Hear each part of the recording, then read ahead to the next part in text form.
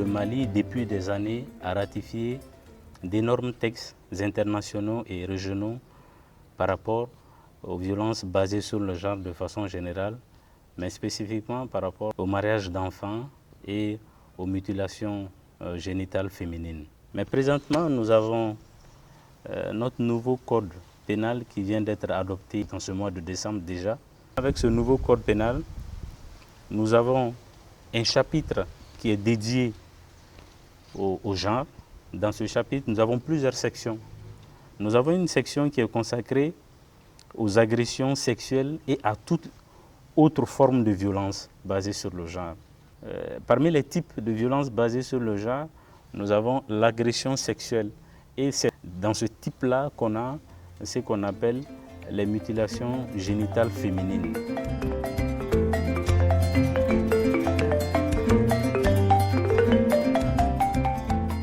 Par rapport à l'abandon des mutilations génitales, beaucoup d'efforts ont été fournis par le gouvernement. On peut notamment citer le programme national de lutte contre l'excision. Ça, c'est déjà un très grand pas. Et aussi, beaucoup d'activités ont été menées dans ce sens-là. Il y a même un texte qui interdit les mutilations génitales féminines au niveau des centres de santé de l'État. On a enregistré beaucoup de résultats, on peut le dire comme ça. D'abord, même par rapport déjà aux services étatiques, le fait même d'interdire l'exercice de cette activité néfaste-là au sein des centres de santé, ça c'est déjà quelque chose d'important. Et aussi, il faut reconnaître qu'avec les partenaires, ils sont en train de nous appuyer, nous en tant que gouvernement, bien entendu, pour mener des activités de sensibilisation et même d'accompagnement des communautés par rapport à l'abandon de cette pratique néfaste. On a beaucoup de villages qui sont blanchis et maintenant les communautés sont même à même de vous citer toutes les conséquences liées à l'excision. Ça veut dire que vraiment beaucoup de choses ont été faites. Certainement beaucoup de choses restent à faire encore, mais on a quand même déblayé le terrain.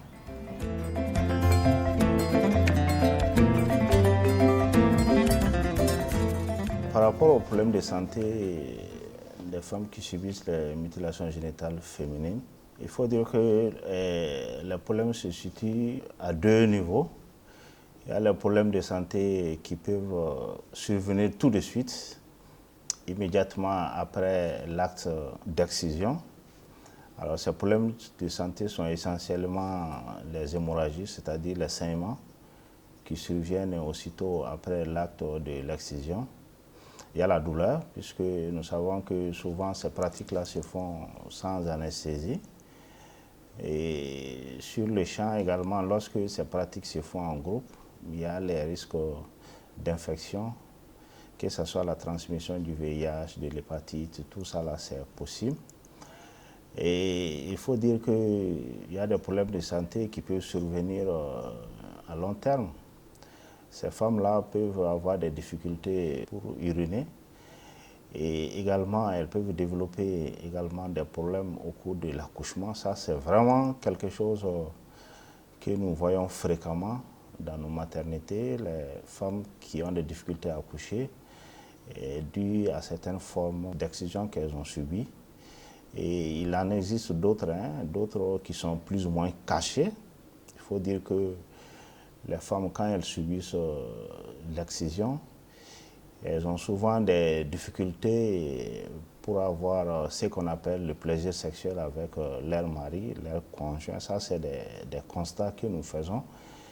Et cette dernière complication est relativement cachée par les femmes. Il faut qu'elles aient la confiance en toi pour qu'elles se confient.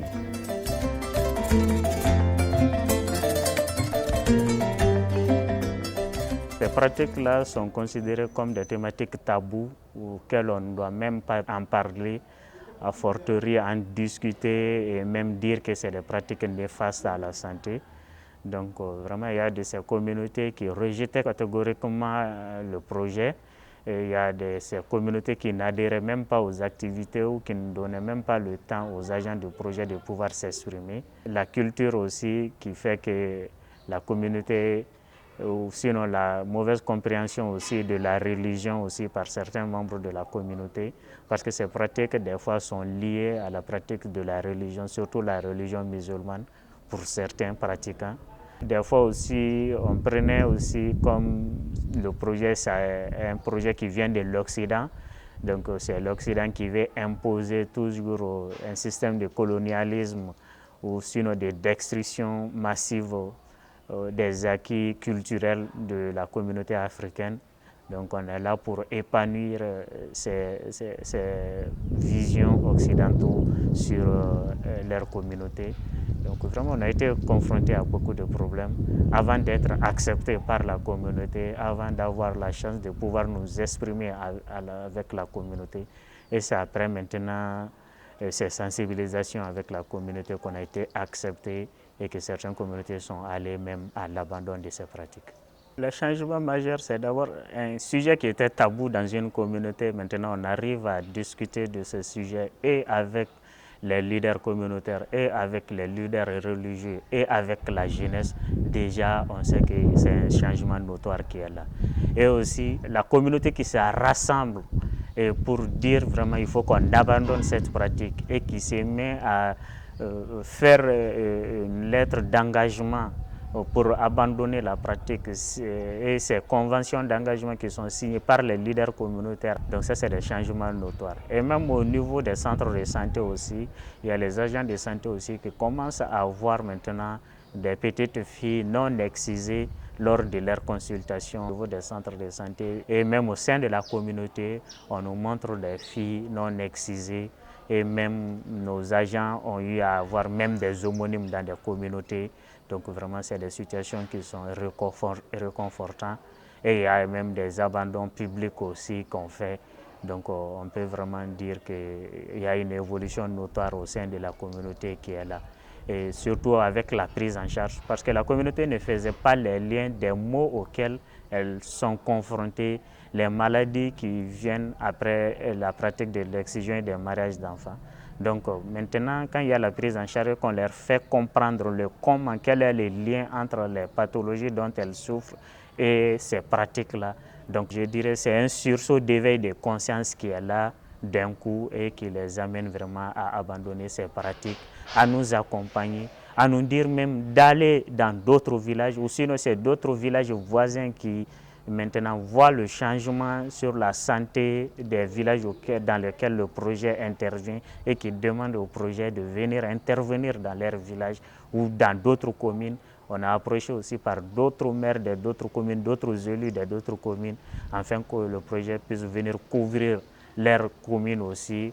Donc vraiment, c'est des situations réconfortantes qui sont là. Les constats quand même que nous faisons, les agents du projet avec la communauté, c'est qu'il y a une évolution notoire positive vers l'abandon. Et il y a de nos jours l'existence de beaucoup de petites filles non excisées. Et il y a l'existence de beaucoup de petites filles qui vont à l'école, qui ne sont plus données en mariage dans certaines de nos communautés d'intervention. Donc on voit vraiment l'évolution qui est là, qui est palpable au sein des établissements scolaires, au sein des centres de santé et à travers les échanges que les agents du projet ont avec la communauté. On peut vraiment voir une évolution notoire positive par rapport à ces pratiques néfastes et par rapport à leur abandon. Sana musto mɔgɔw tun kana tiɲɛ yɛrɛ la nɛgɛkɔrɔ sigi tun b'an fɛ yan kosɛbɛ ni pogotiginin kɔni sɔrɔla n'a ma sigi nɛgɛkɔrɔ I tɛ se ka bɔ hari filaw ni ɲɔgɔn cɛ o ye wajibi ye bon kuma tɛ ka cɛlasigi kɛ parce que hari n'a kɛra n'i y'a dogo fo ka se cɛlasigi ma n'i taara cɛla la o bɛ se ka kɛ sababu ye k'i lasegin k'i nati faso la et puis a bɛ kɛ sababu ye ka I ka ko yɛrɛ lanɔgɔ kosɛbɛ parce que kuma dɔ bɛ f'i ma ou bien minɛcogo dɔ bɛ k'i la a b'i ɲɛgun dɔ I yɛrɛ la dɔɔnin quoi denmuso bɛ kariya de a ka sa ou bien a masaw bɛ kariya denmuso yɛrɛ ka sa mais a ka sigi nɛgɛkɔrɔ hari n'a a sigilen nɛgɛkɔrɔ a sate bɛ bɔ la o b'a kɛ a ka sa yɛrɛ mais baara in kɔni bɛ kɛ anw ka zone yɛrɛ la sisan tɛmɛ sarada la n tɛ se k'a fɔ a tɛ yen yɛrɛ pewu mais a cayalen I bɛ se k'a fɔ mɔgɔ 2 mɔgɔ 3 n bɛ FENABUL mɔgɔw fo ani UNICEF mɔgɔw olu mun kɛra sababu ɲuman ye ka Mustop mɔgɔw dɛmɛ k'u jukɔrɔma tintin u ka se ka an ladɔnniya ka faamuyali cogo ɲuman d'an ma an ka musomaninw ka furu joona ani nɛgɛkɔrɔsigi kɔlɔlɔw kan. O y'an dɛmɛ o la u ye sira d'an ma tiɲɛ yɛrɛ yɛrɛ la a bɛ komi an tun bɛ dibi la o y'an bɔ k'an jɔ kɛnɛ kan.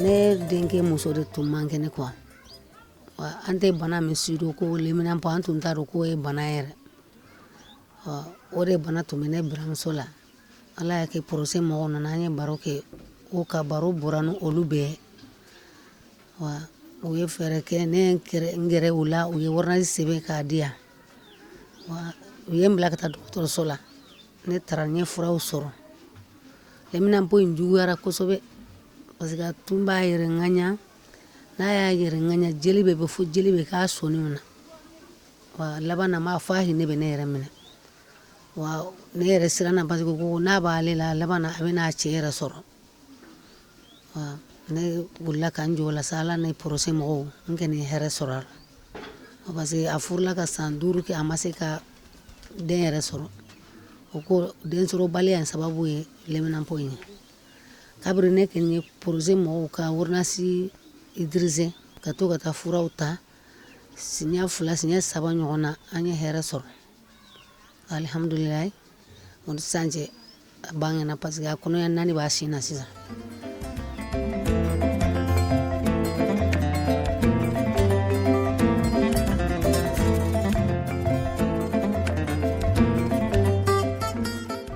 Ko nɛgɛkɔrɔsigi ka a man ɲi an kɔni tun t'a dɔn dɛ parce que depuis an wolola anw ɲɛ y'an ka mɔgɔ fɔlɔw bolo u bɛ k'a kɛ an fana bɛ k'a kɛ kabini ne kɔni yɛrɛ nin ko n tagara a kalan yɔrɔ la siɲɛ joli bɛ ta kabini n tagara u y'a yira an na k'a fɔ ko vraiment a man ɲi n y'a jaw ye n y'a photow ye u y'u bɛɛ yira an na tiɲɛ la ne kɔni yɛrɛ bolo ne y'a kalan kɛ n y'a ye fana n nana sigida la yan fana u ye fɛn fɛn fɔ ne kɔni bolo tiɲɛ don parce que nɛgɛkɔrɔsigi ye a kɔlɔlɔ ye muso dɔ minɛ an bolo yan f'a ye furu nɛgɛ bɔ a la ka sababu kɛ nɛgɛkɔrɔsigi ye ne ye n den a kɛrɛfɛ k'a ɲininka n ko mun b'a la a b'i ba mun cɛ la degun mun b'a kan ko n'a donna so kɔnɔ ko degun b'ale kan ne y'a ye n ko peut-être anw ye mun fɔ an ye kalanyɔrɔ la n ko est-ce que o de tɛ e la a ko kɔni don parce que hali n'a ni cɛ bɛ ja a man ɲi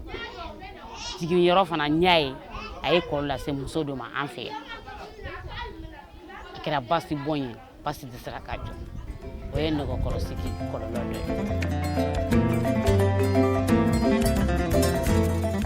Sisan prise en charge kɛlen nɔgɔya caman kɛra a kɔnɔna na parce que u kun t'a dɔn bana mun b'u la mun kun y'u sɔrɔ u kun t'a dɔn ko a cause ye nɛgɛkɔrɔsigi ye problème caman kun bɛ sɔrɔ u denw na u kun t'a dɔn k'a fɔ ko nɛgɛkɔrɔsigi kɔlɔlɔ don n'i ye misaliya ta sisan i n'a fɔ nɔrɔli u kun bɛ denmusomanw sigi k'u nɔrɔ u kun tɛ se ka ɲɛgɛnɛ sɔrɔ ka bɔ donc an talen an bɛ sensibilisation kɛ en même temps an bɛ imagew bɔ ka yir'u la u yɛrɛ kun t'a dɔn k'a fɔ ko nɛgɛkɔrɔsigi de bɛ na ni nin ye donc ni an ye baro kɛ u bɛ u dɛn k'a ɲɛfɔ an ɲɛna e muso e ye mun fɔ sɔgɔmada in na walima e ye mun fɔ tilegan in na walima e ye mun fɔ su in na tiɲɛ don a ɲɔgɔn bɛ ne den na walima a ɲɔgɔn bɛ ne mɔden na an bɛ taa n'a tigi ye an b'u ka prise en charge kɛ o kɔfɛ yɛlɛmaliba donna kɔnɔna na muso dɔw yɛrɛ ka denko kun gɛlɛyara an y'u ka prise en charge kɛ u ye garijigɛra u ye den sɔrɔ.